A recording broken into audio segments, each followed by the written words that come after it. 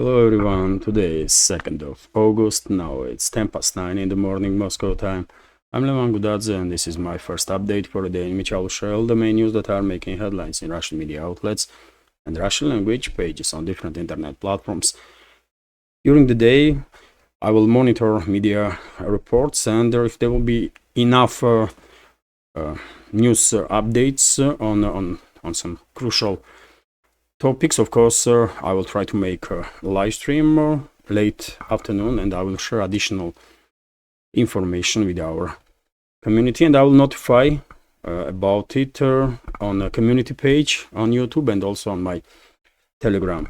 That's been said, also let me notice that if you have a question or commentary that you want to be highlighted during these news update streams, you can send it through PayPal, Patreon or Boosty, and I will definitely pay attention to it in the same day, or if I was unable to do it same day, then during the next update for sure, next live stream for sure.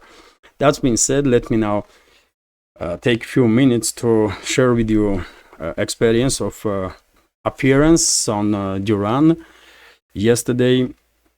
Well, first of all, of course, I'm extremely grateful to Alex and Alexander, hosts of Duran Show, for attention and for inviting me.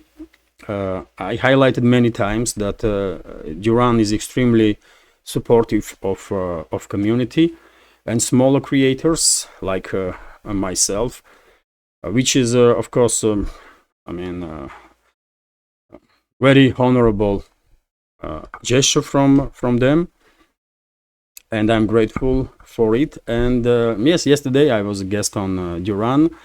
I hope Duran community find their conversation interesting, although by the way I watched her live stream then in a recording later on, and I noticed that on 2 occasions I made stupid errors because instead of I hope, I said I'm afraid, which is unfortunate, but yet again, English language is not my first, not my second, not even third.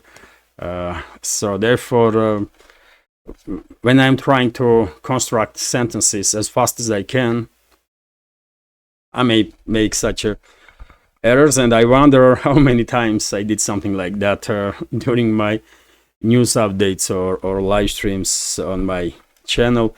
But as time goes by with practice, I hope my English will improve significantly. I was nervous, by the way. I was very nervous, which is not really surprising because I'm nervous every time I'm making a live stream on my own channel, and of course I was nervous to appear on Duran. But yet again, I hope I did okay. And the Duran community find their conversation interesting. I went through quite a number of comments, and the majority of comments were very kind. So I'm thankful for Duran community also, of course, for attention. And we have now several hundred new members, by the way, in our community after appearance on Duran, and I welcome with open arms new members, and I will assure them that our tiny community is very friendly and they truly are welcome. I am proud of our community, so and for a reason. That's been said, let's talk about news now. And first of all, short summary of the situation on Ukrainian battlefield. And dear friends, today is Friday, isn't it? So I hope you will have a wonderful day and a great upcoming weekend. And when it comes to news update, first of all, let's talk about situation in the zone of special military operation, because we have update about Avdiivka direction. Russian armed forces established control over the Veselaya and also over the settlement of Timofeevka. Progress of Russian troops continues all along the front line, but this is extremely visible on Avdiivka direction, of course, because it seems like Kyiv regime troops are unable to hold on to their defense lines, and every other day we are receiving reports about Russian control over their new settlements. Also interesting developments are happening in South Donetsk sector of the front line. On internet, video is circulating now about Russian militaries that are establishing Russian flag on this road 00532, which goes from Ugledar to Konstantinovka. So one may argue that this crucial supply and support line for the Kiev regime forces in South Donetsk sector is under direct Russian control now. And when it comes to Konstantinovka itself,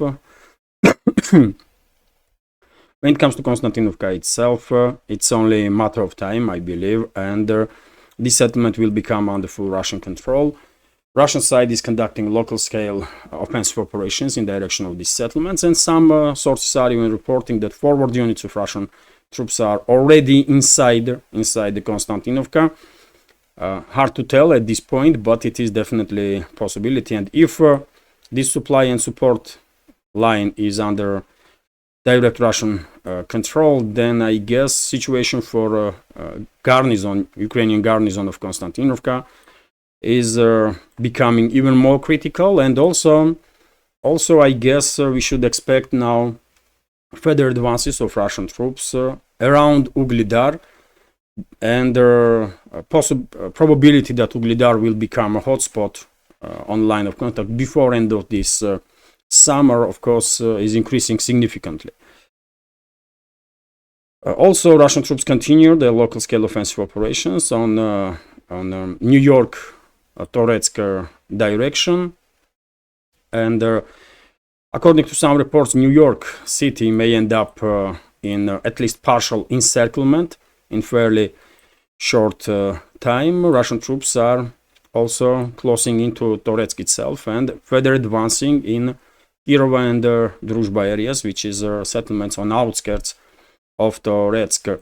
When it comes to Chisovyar directions, Russian troops establish full control over this Seversky Donetsk Donbass channel on the northern side of Chisovyar, and some reports are suggesting that Russian troops establish control even over the western part of Kalinina settlement.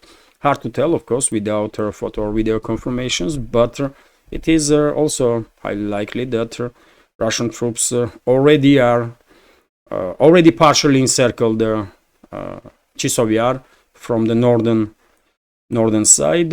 Also, Kupiansk, Seversk direction, Russian troops are advancing towards Fyodorovka Priyezdne direction, and forward units are on outskirts of these settlements. And of course, situation for Kiev regime forces in this direction are becoming more and more dramatic lately, especially after Russian armed forces established control over the Ivano-Darivka, from which there is a clear path towards Seversk. Although before direct offensives towards Seversk, of course, Russian troops will have to establish control over these several strongholds in between Ivano-Darivka and Seversk, and also these settlements, Novoselovka and Verkhnekamenskaya, most likely will become under Russian control. But Seversk is definitely, in my opinion, next area of Russian sectoral scale offensive.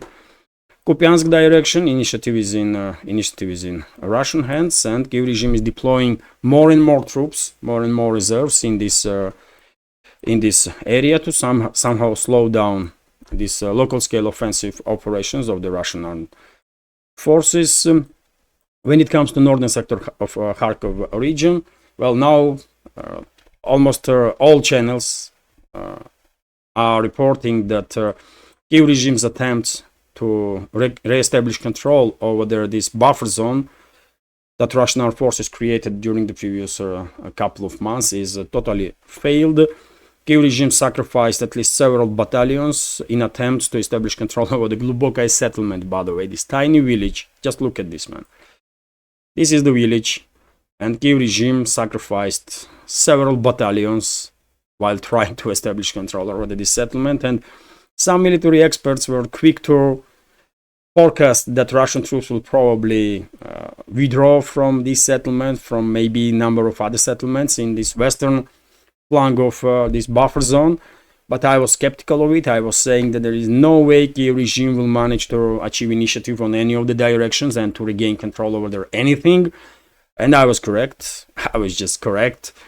And well, now practically everybody is saying that no way Kiev regime gonna achieve anything at all in northern flank sectors of the Kharkiv direction. And when it comes to eastern flank of this buffer zone, where main hotspot is Volchansk, battles continue for this small pocket in the northern part of Volchansk, where Kiev regime is sending more and more reinforcements and Russian armed forces, neutralizing those units one after another. Volchansk is another big trap created by Russian troops for Kiev regime, but because Zelensky and his associates are unable to learn anything at all, they are sending into this meat grinder additional units day in, day out, when from practical standpoint it will make much more sense to withdraw troops from northern Volchansk and try to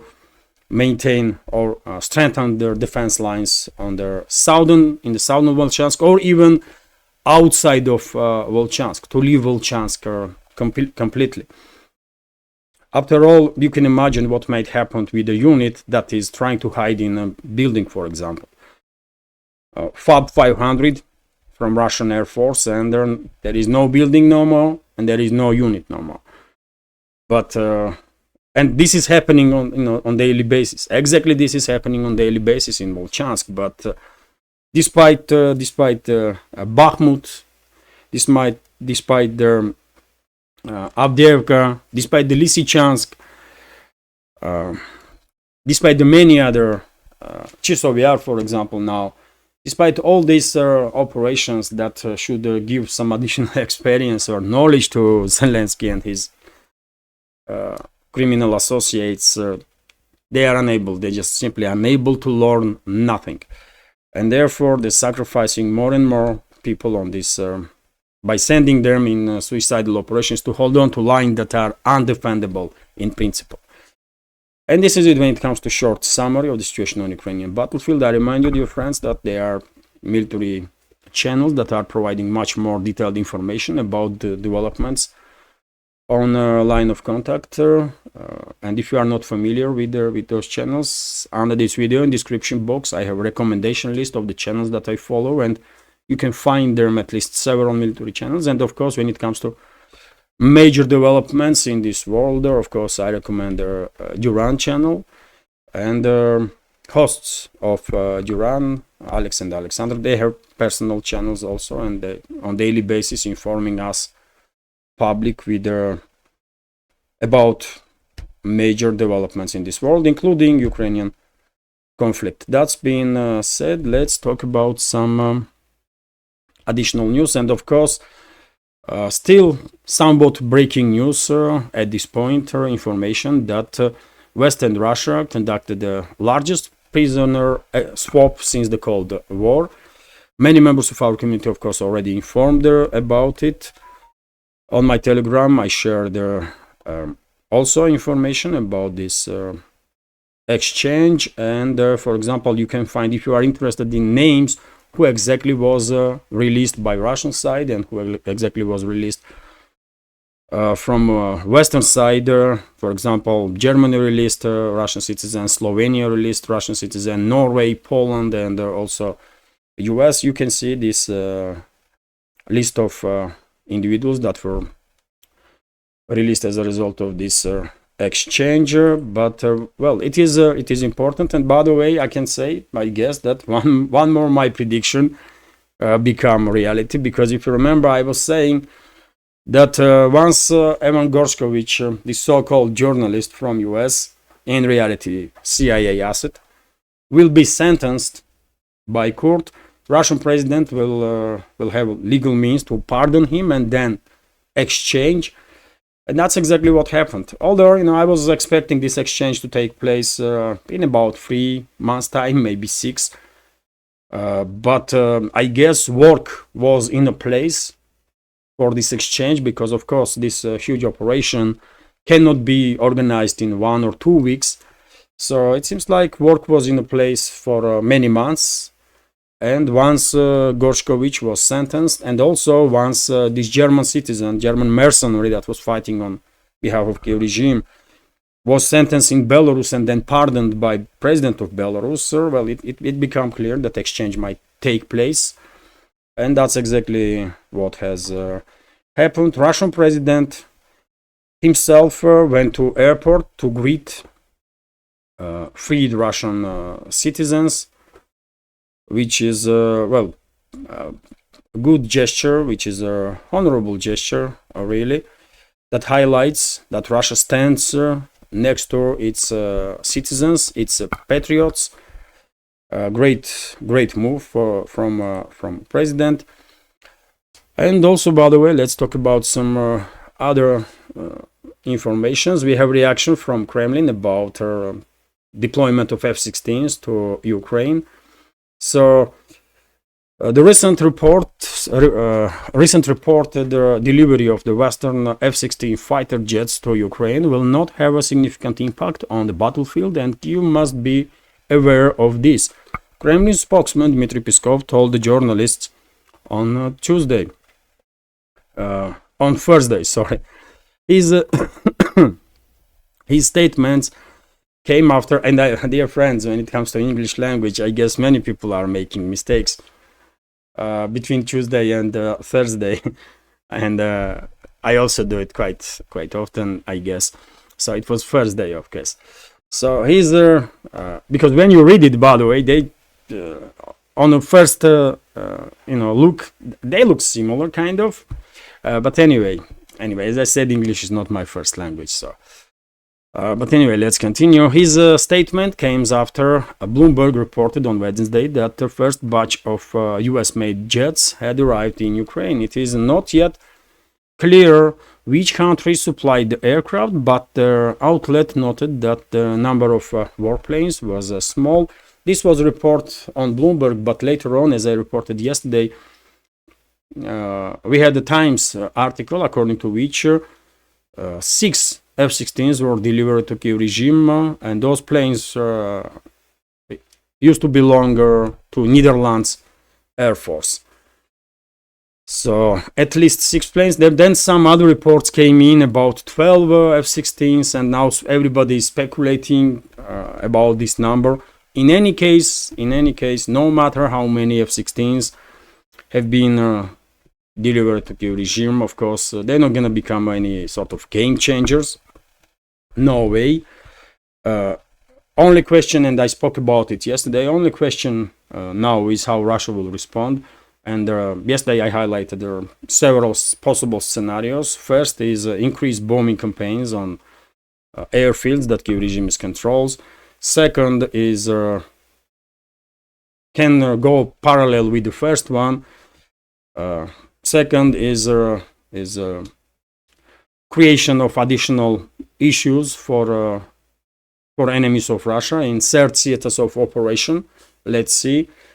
And third possible scenario, and let's hope it will not come to it, but theoretically speaking, it is possible that if those F-16s will be used for strikes deep inside the Russian territory with long-range cruise missiles, well, in that case, because F-16s are nuclear capable, because the F-16s most likely are piloted by NATO pilots and are serviced by NATO militaries, NATO engineers, and because of this nuclear threat about which Russian high-ranking officials spoke about it quite a number of times previously, some very strong decisions might be made in Russia, and who knows, if there will be nuclear threat, then or if Moscow will see it as a nuclear threat, then theoretically it is possible that Russian side will take out airfields that can be used by F-16s with tactical nuclear weapons. It's just my prediction, by the way, my speculation.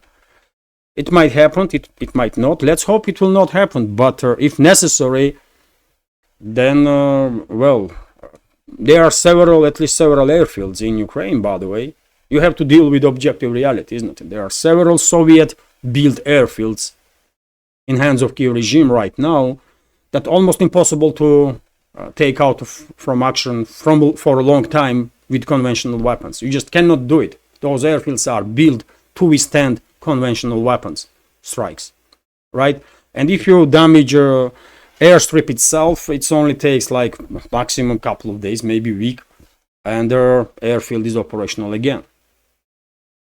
So only way to take out such a airfields is tactical nuke. And I remind you, I guess for a reason, Russian armed forces conducting these drills on deployment of non-strategical nuclear weapons, third stage of which started the day before yesterday.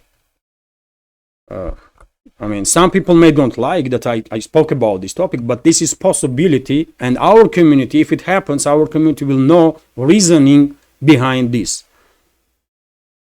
That's all. I'm not saying that I'm for deployment of nuclear weapons. Not. I am for ending of this conflict as soon as possible. But I'm afraid Western ruling class will try its best to prolong this conflict as much as they can. And therefore, I was saying for many months, by the way, that at some point Moscow may find itself in a situation when when Russian leaders will see no option but to deploy some extreme force to deal with the immediate threats and also to bring Western ruling class to their senses. It is what it is. I mean, we may don't like objective reality, but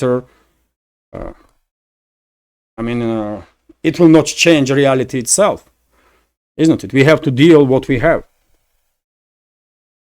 So yes, in this particular case, of course, press spokesman of the Russian president is correct, and there is no magic pill basically for Kiev regime, no weapon system, and nothing basically can save Kiev regime. And as I said yesterday on Duran, Western ruling class already lost, and I say it many times, by the way, on my channel, that Western ruling class is already lost this proxy war against Russia, and only formalization of it is left. It is what it is. Let's continue now. TASS news agency is reporting that Russian Air Russian air defense systems intercepted 6 Ukrainian drones over the Kuban and Kursk regions. At this point, no reports about casualties on the ground or more or less significant damage. And also Russian air defense systems was active in Sevastopol area. Number of Ukrainian drones and missiles, including ATACMS missiles, were intercepted, and one warhead of one ATACMS failed on the roof of a 9th floor apartment building, and did not detonate. And Russian sappers now are working on the spot to neutralize the threat. And I see on several channels this morning report that some of those experts on the ground are saying that it is too dangerous to move this warhead, and maybe decision will be made to neutralize it on the spot. So let's see what final decision will be made by sappers.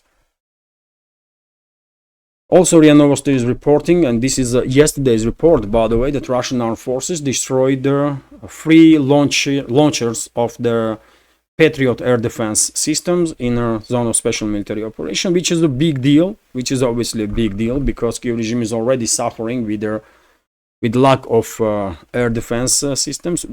You know, Kiev regime is already losing in many directions. Kiev regime is suffering because of the lack of manpower. Kiev regime is suffering because of the lack of military equipment and also air defense systems. And well, situation for them is becoming even more difficult as time goes by, and they will have now 3 less launchers for Patriot air defense system. Also, Vzгляд newspaper is reporting about article in French LCI in which journalist Charline Jurel writes that Ukrainian militaries acknowledge in a conversation with her that they have no hope that Kyiv will be able to regain control over their lost territories, to return to borders of 1991 or even 2022,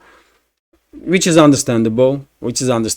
Despite the media vacuum that is created in Ukraine, especially in the military of the Kyiv regime. Of course, information is still spreading, and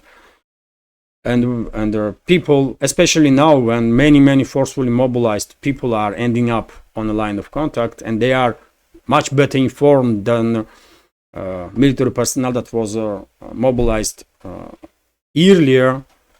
Of course, more information is spreading on the line of contact about true situation on the ground. And I'm not at all surprised that military personnel of Kyiv regime openly spoke about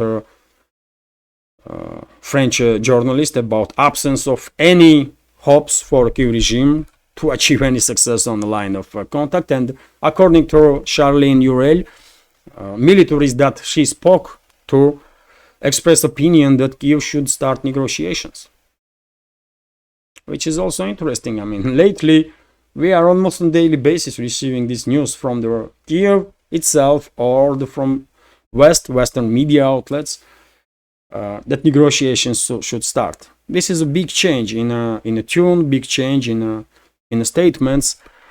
So let's see.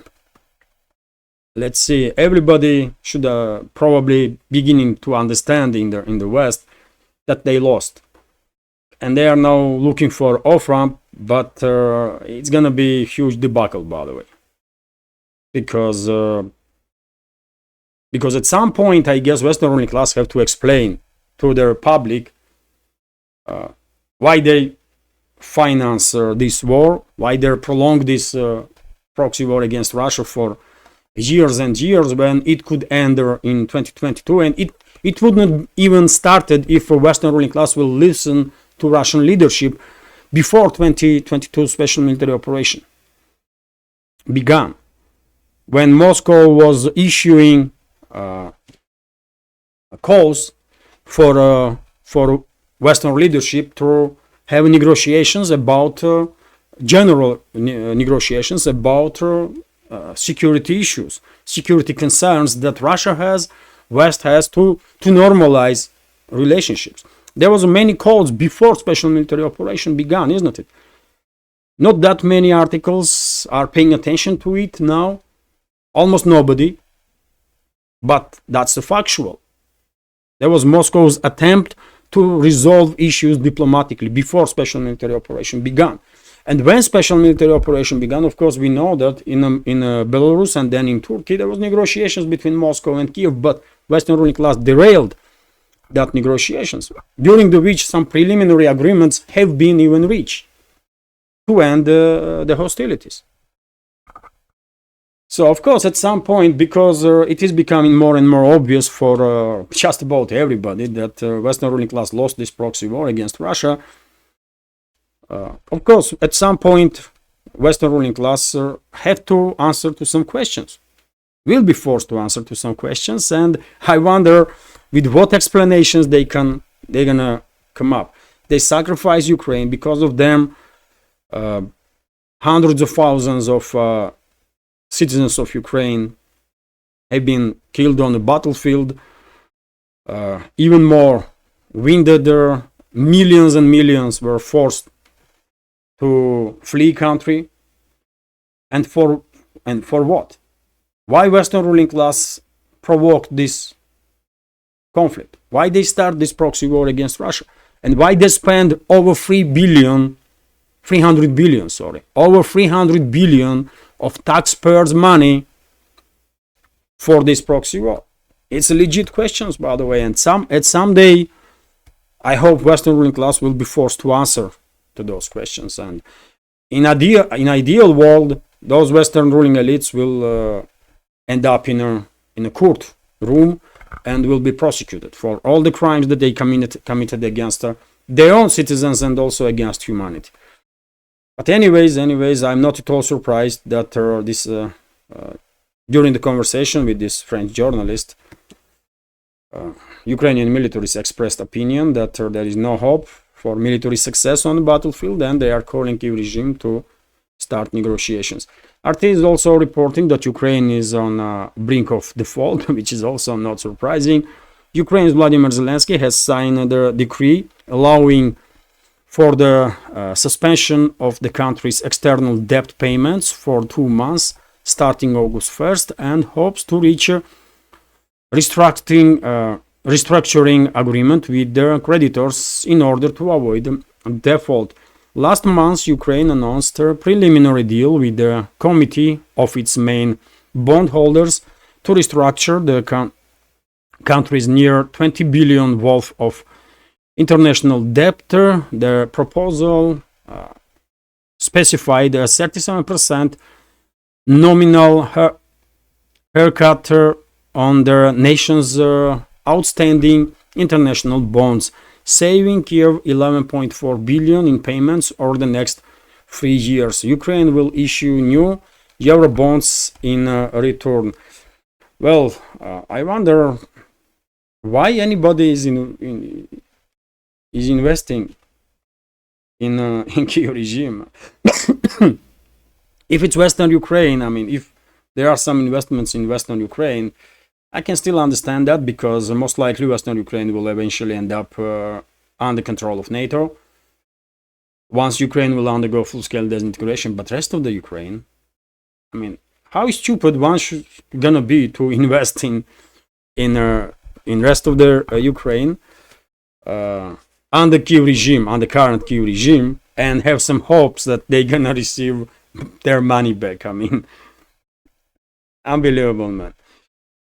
Unbelievable. But yes, Ukraine, this is not surprise that Ukraine on the brink of default, because after all, Western financial institutions like International Monetary Fund and the World Bank, they said quite a number of times that without Western financial aid, Kyiv regime will collapse in a couple of months, because they just have no money to pay just about anybody anything. It is what it is. RT is reporting that Moscow to boost defense ties with a troubled African state, according to Russian ambassador. So let's go through this news also.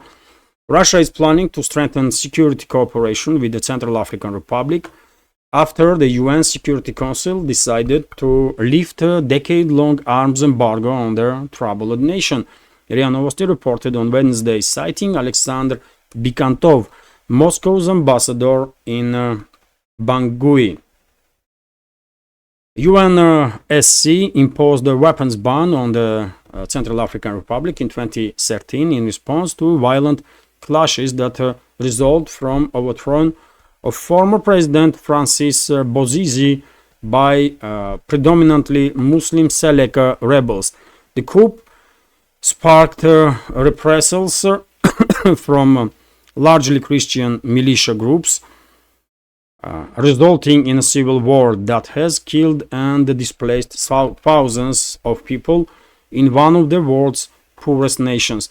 On Tuesday, the 15-member council anonymously removed the embargo on Central African Republic forces while extending sanctions regime against the armed groups operating in the war-torn African nation until the end of July 2025. So yes, Russia is getting more and more involved in security of number of African nations, which is good, by the way, which is good. Russia is not colonizer.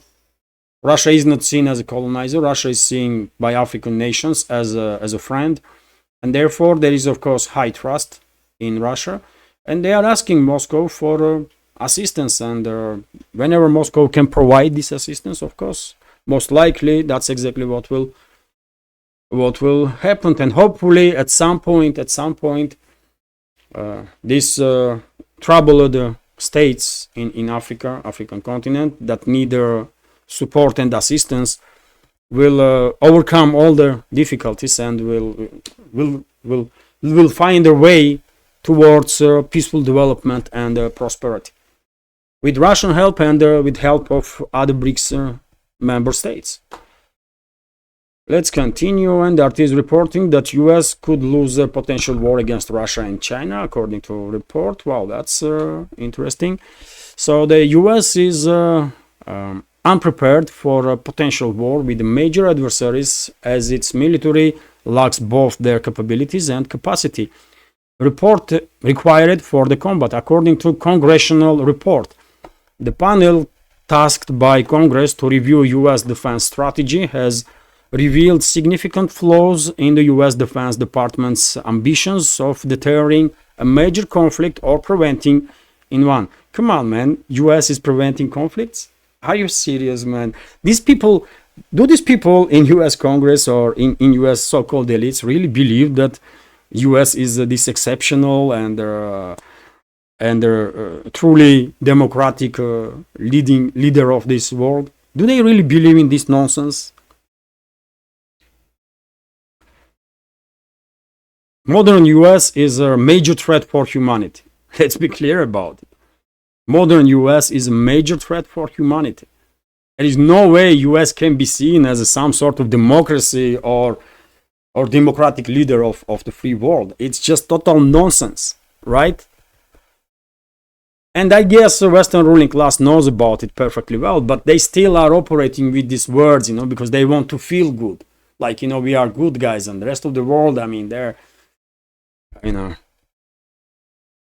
But anyways, let's go through this news. US had every opportunity to be leader of free world, by the way, if it stays as a republic. But at some point, US leadership made decision to create this empire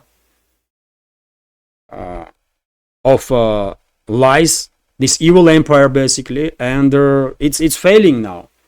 It's failing now, and it's just hardly arguable. Hardly anybody can argue with that. And it is going to be painful for Western ruling elites, this fall, because at some point they're going to look to reality in their eyes and realize that they're basically nobodies. They're just nobodies. By mistake, being in a position of power. Anyways, let's continue. According to their 114-page document published on Monday, America's National Defense Strategy, NDS, written before the start of the Ukraine's conflict in 2022, is outdated. The US military is not currently structured, and their nation's industrial base is grossly inadequate to confront potential threats. According to this study, US experts argued that their nation was last prepared for a major conflict during the Cold War, which ended 35 years ago. Well, also not really surprising. But yet again, why US have to fight a major war? That's a question, isn't it? Russia is not enemy of US. And China is not enemy of US. China don't want any major war with anybody. All they want is to do their business, with the rest of the world and get richer and more prosperous. That's what they want. That's what every country wants in this world, isn't it? But okay, I'm not gonna speak about China, by the way. Let Chinese do this. But when it comes to Russia definitely don't want to have a war with anybody, really. 100%. Not with US, not with any other member of their NATO, or not with any country in this world. Why US leadership is so keen on this wars and wars, or constant wars, by the way? And how long US public gonna take this nonsense? Okay, US leadership is paid by military-industrial complex, and wars are very profitable for them. Okay, but what about people in US? How long they gonna take this, man? I don't know. US is the number one economy still, at least by traditional GDP rating, is the number one economy in this world, but quality of life in US is deteriorating for the last 3-4 decades. And I mean, if I am wrong, let our friends from US correct me. But quality of life is deteriorating decades and decades straight. And I wonder why people are not rebelling against this, man. They are younger generations. I see, and you can see on YouTube, for example, there are videos when younger generation people are saying that their parents were able, with their ordinary work, ordinary wage, to buy house, to buy summer house, to raise kids, to create good living conditions for the family. And now this generation, new generation that has, like significantly more money in terms of income, are unable to even rent decent flat. Nothing to be said about buying house. How that is even possible? And why people are not rebelling against this nonsense, man? Yes, video to make video and compare times. It's a good stuff, but maybe you should do some more. Maybe you should start asking questions to your lawmakers in Washington. How come that these rich multi-millionaire and multi-billionaires are getting richer and richer, and middle class is shrinking and getting poorer and poorer? Something is wrong with the system, isn't it? And meanwhile, these idiots in Washington are only talking about wars and only trying to bully everybody left and right, instead of focusing on internal domestic issues. But anyways, man.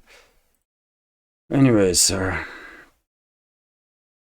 Arte is reporting, and I don't know about propaganda of the West but if anybody thinks in US or in Europe that here in Russia we are seeing them as enemies and we want some war with them, they are mistaken, by the way. We don't see them as enemies. We don't want to see them as enemies, and we don't wish any bad really to nobody, including Western states, by the way.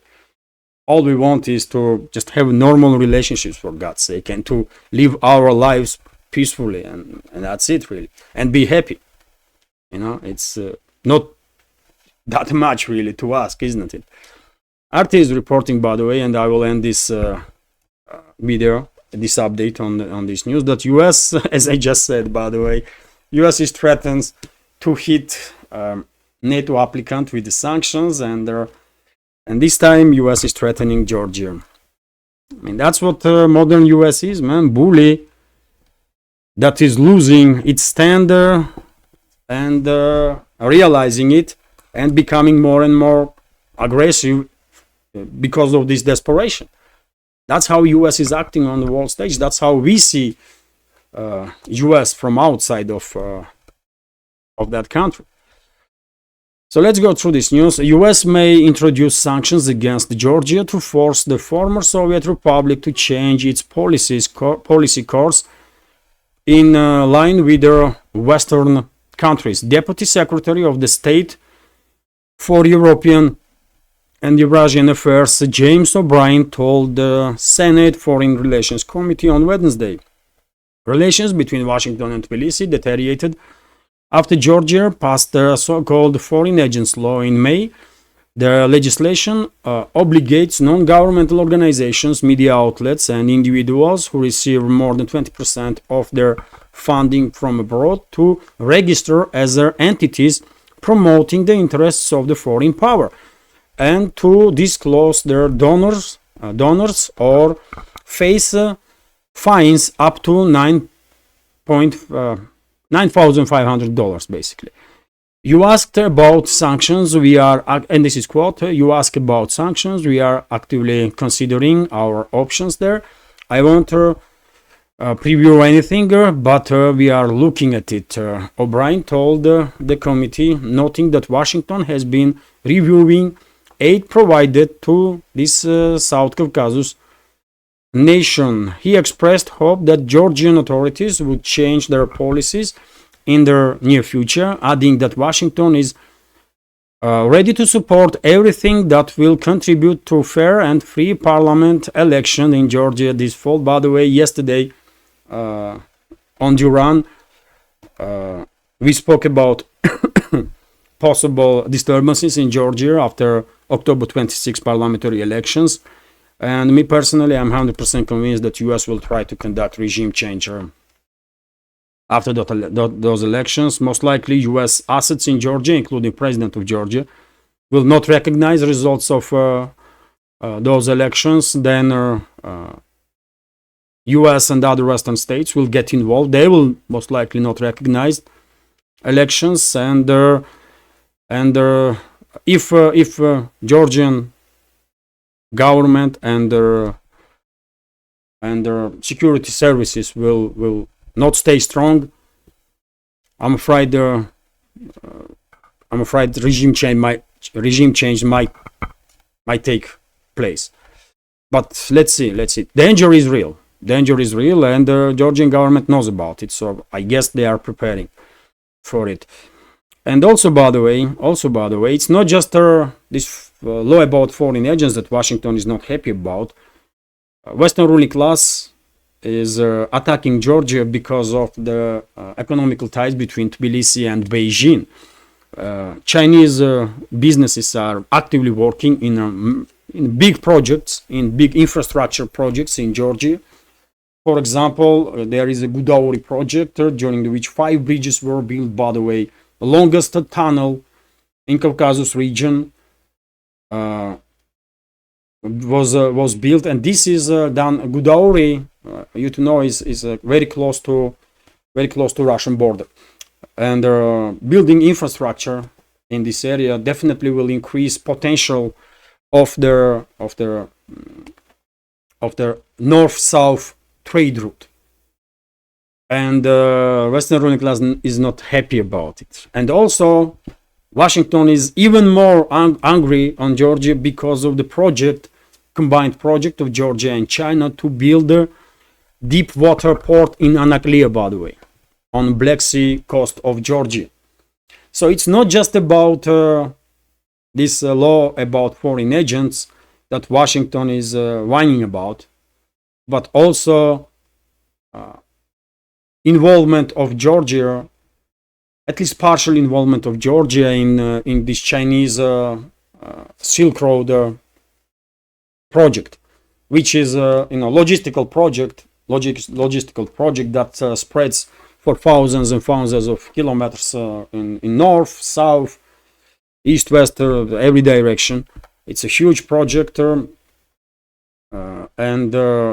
that involves dozens of countries, and should benefit dozens of countries, by the way, if if done properly. So there is an economical pointer and also political point that Washington is pressing Georgia for. So yes, I mean, this confrontation between China, aftermath of the confrontation between Western ruling class or collective West and the China or global South, can be seen all around the world and in Georgia also, because of these mega projects, I will say, for Georgian scale, when it comes to this infrastructure, building of their infrastructure and economical development. And dear friends, I will end this update now. Hopefully you will find it informative and interesting, and if so, please click that like button and leave some commentary just about anything, any topic will do. This is the only way we can try at least and influence algorithm to reach wider audience. And for very same reason, if you can, please share information about my channel in real life with your friends or on internet, on any of the platforms that you are actively using. And finally, if you like my work, if you think my channels are informative, useful, have some potential and deserve to exist in this field of news and political commentary, please consider to support with donations through PayPal or Boosty or crypto, by the way, or by subscribing to my Patreon page. All the links are under this video in the description box and in the pinned comment. This is it for now. Have a great day and take care.